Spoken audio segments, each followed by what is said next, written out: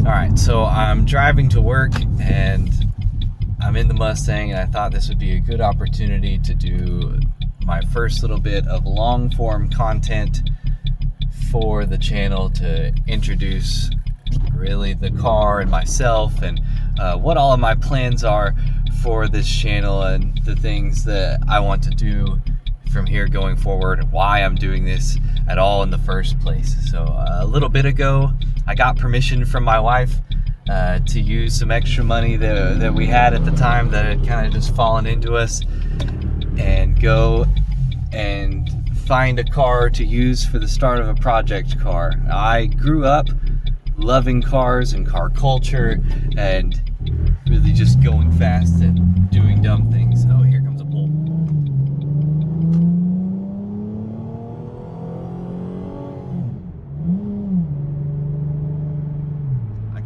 I kind of chickened out there at the red line, but I don't want to blow this V6 up just yet, but I got this car from Facebook Marketplace, like I said in the short, for like $3,000 and some change.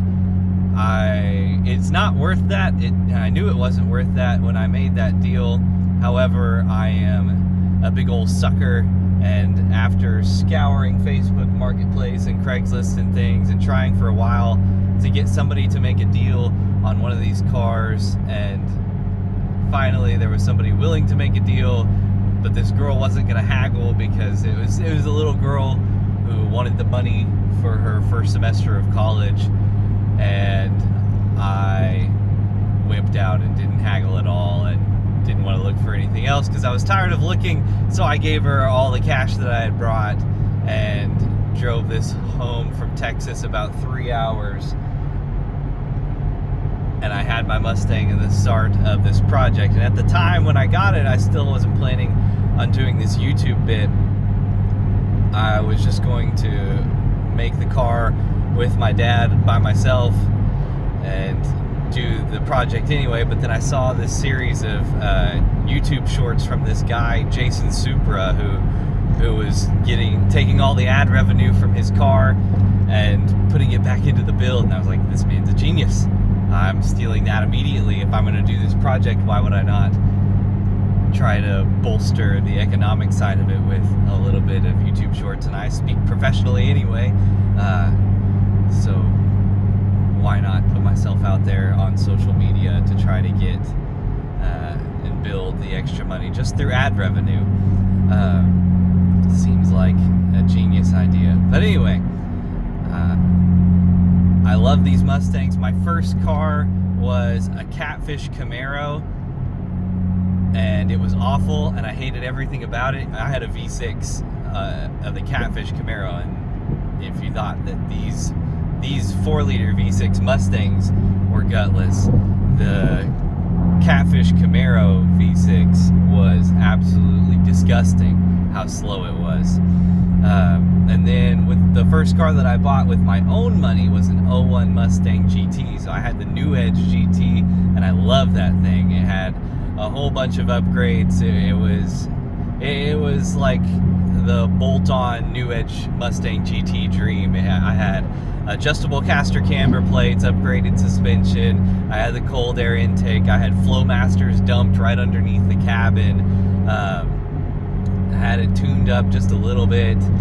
It was awesome. It was everything you could want from a fun daily driver Mustang. It was loud, it was almost fast, and it was cool. But I always loved this body style, the S197s, the 05 to 2010 Mustangs. I always liked them, just the way they looked just a little bit better. I remember when they came out, I remember being on the school bus and seeing the brand new ones at the car dealership and seeing them go by, and always thinking one day I'm going to have one of those and I'm going to soup it up like something amazing, like those guys on Roadkill do. So now here I am, and I'm beginning that project, and I couldn't be more excited about it. And so for the real long-term plans for the car, pretty much everything must go. The way that you have seen it now will not be in any shape or form what the build ends up being by the time it is all said and done. The drivetrain entirely is coming out, and that'll be the biggest deal. I plan on LS swapping it and then trying to twin turbo that LS, maybe push 12 to 1300 horsepower so that I can go and be competitive at drag and drive events. And that'll be the tricky bit. It's got to be super high horsepower. It needs to be like an 8-second car, but it also needs to be street legal and reliable enough to keep going between 5 different drag strips. I remember watching these drag and drive events like on Roadkill, watching Hot Rod Drag Week, and always wanting to have a car that could go to that and be competitive. And now I'm finally starting on that. And I want to do a project like that and be able to go and do that with my dad and maybe my grandpa, as they both love cars. They've always been gearheads. My dad was a mechanic in the Marine Corps. My grandpa had all these show cars. Dad had a bunch of hot rods. So I come from a lineage of car people, and I'm going to keep that going, and I think they would love to be a part of that project with me, to do something like drag and drive events with me, and just to see that passed down to the next generation of Turners doing fun things with cool cars. So the whole drivetrain is getting swapped. All this interior, which is pretty good for the stock cloth interior, having made it to 230,000 miles with no rips and tears. I don't know if you can see that seat, but all of the carpet is still here. Pretty much all of the plastic looks unscathed except for the steering wheel. Like I said in the video, it looks like somebody like literally took an ice pick to it, like Jason Statham filmed a fight scene in here. It's crazy.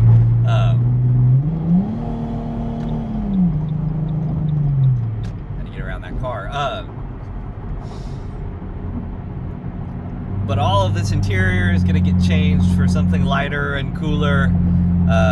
The dash is all coming out because I'm going to put in a Holley Terminator X and put the screen in there, even though I kind of like the gauges. I may change my mind about that. All of these things are subject to change, but most likely what's going to happen, I'll get some new seats, new interior things. I may swap to a manual, but at the very least I'm gonna swap that poor destroyed hunk of plastic into either TH400 or a T56 Magnum. I haven't decided what transmission I'm gonna go with to go with that LS, but all of those things to come. And then the paint will be redone as well. I'm gonna have my wife paint it, which will be super fun because she loves to paint things. But neither of us have ever done a car, but I promise her hand will be the much steadier one of the two of ours.